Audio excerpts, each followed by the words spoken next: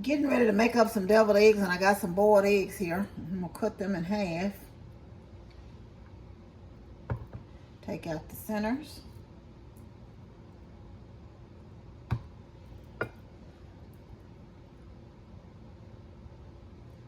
Separate it, and the yolk separated.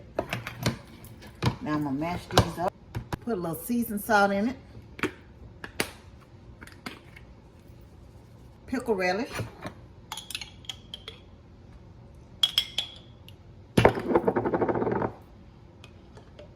Mayonnaise. And a little drop of mustard.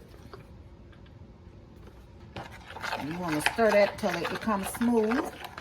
And you want it smooth and creamy.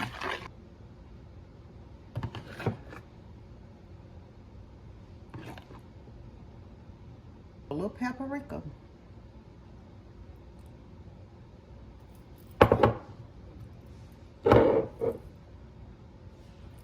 Look at that thing of beauty. Deviled eggs. Yum.